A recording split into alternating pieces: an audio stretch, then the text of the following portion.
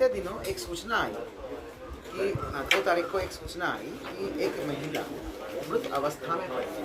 तो वृद्ध महिला है। 2/7 को सूचना आई कि एक दिनांक 29/6 को एक बॉडी मिला किच्चा में। एक वृद्ध महिला थी जो जायसवाल जी हमारा किच्चा के उनके माता जी। तो माता जी को पहले से ही दमे का बीमारी था। तो once early morning she was found dead. जो दमे की बीमारी था उस माता जी को she was found dead early morning और उसके हाथ में वो था इन्हेलर था। तो कोई चोट नहीं है, कोई इंजुरी नहीं है, किसी प्रकार की डैमेज नहीं है बॉडी पे। कहीं पे सीन ऑफ क्राइम में कोई वायलेंस का कोई निशान भी नहीं था। मान तो लिया था कि ये तो संभवतः प्रथम दृष्टया में कोई फाउल प्ले नहीं दिख रहा, संभवतः फर्स्ट प्ले। तो शाम तक इनको पता चल गया कि भाई ये जो है वहाँ पे गहने माता जी का मिसिंग है। तब इनको लगा कि कुछ तो कोई चोरी वोरी हो गया होगा। That is what their first image was. परंतु इन्होंने धीरे धीरे शक जताते रहे कि भाई हमें लगता है कि ये जो केयर टेकर हैं इन्हीं के द्वारा कुछ किया होगा। तो इस संशय के आधार पर इन्होंने अगले दिन तक तहरीर दिया, 2 तारीख को तहरीर भी दे दिया। तो तब तक चीज़ें क्लियर भी हो गई कि काफ़ी CCTV CDR सब देखकर हमने भी एक वर्कआउट टाइप कर ही लिया था कि ये इनका रोल संदिग्ध है।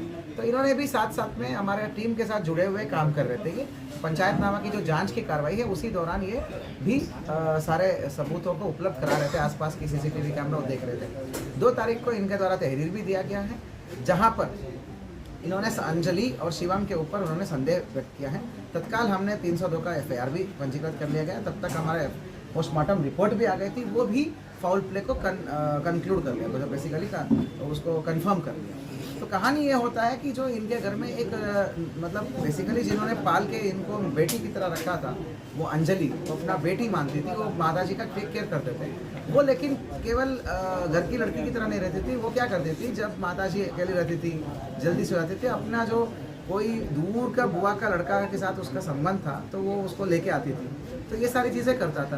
तो ये अंजलि का ना कहीं किच्चा में मकान बन रहा है। तो मकान की वजह से ना कंस्ट्रक्शन की वजह से बहुत ज़्यादा देनदारी हो गया था, तो कर्जा हो गया था। तो शिवम इसको ये आइडिया देता है कि बुढ़िया जो है, हमारा जो बुजुर्ग माता है, वो बहुत सारे ज्वेलरी पहनती है एंड मतलब बहुत ज़्यादा भी नहीं था, वो एक चेन और एक अंगूठा ऐसा जो नॉर्मल एक लेडीज़ पहनती है, उस पर पड़ गई इनको नज़र।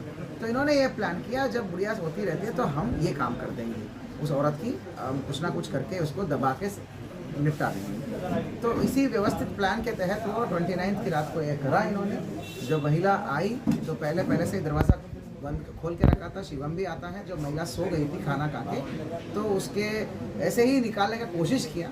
इन्होंने सब पूछताछ में ये बताया है कि इन्होंने पहले निकालने का कोशिश किया, बाद में जब महिला जग गई तो तत्काल जो एक पिलो लेके वहीं पर उसको स्मॉदरिंग करके इसका दम घुटा के मौत के घाट उठा दिया गया। उसके बाद जो है एक क्या बोलते हैं चेन और अंगूठा और विभिन्न ज्वेलरी जो वहाँ पर परिसर में था वो सबको लेके गायब करके ये वहीं रह गई। तो इस प्रकार की ये हरकतें करा इन्होंने। सेवक ही भक्षक बन गए, जिनके ऊपर आप ट्रस्ट करके 24 घंटा आप जिनको परिवार मान रहे हो, उन्होंने ही ये भक्षक बने के ये प्रकार राक्षस वाली कृत्य कर दिया इन्होंने। अंजलि और शिवम दोनों को गिरफ्तार कर लिया गया है और जो है सारा वीडियोग्राफी में ये सारी रिकवरी की कार्रवाई को हमने नए BNSS प्रावधान के अनुसार इन्होंने कर रखा है हमने। और एक चेन, एक अंगूठी और एक चांदी के कुछ सिक्के और ज्वेलरी का छोटा पाउच और 1400 रुपये का कैश और महिला का जो पर्स जो ले गए थे उसमें आधार कार्ड भी था, मोबाइल फ़ोन टच स्क्रीन था, वो सब भी हमने बरामद कर दिया। कुल मिला के परिवार वालों को मैं बहुत बहुत बधाई देना चाहूँगा कि शांत रहते हुए उनको जो जो डाउट आ रहा था वो पुलिस के साथ साझा करते रहे।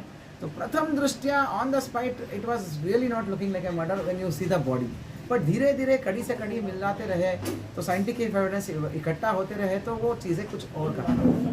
तो यही मैं बताना चाहूँगा, कई बार सत्य कुछ और होता है, दिखता कुछ और है। तो टीम को बहुत बहुत बधाई बेहतरीन वर्कआउट के लिए। Thank you.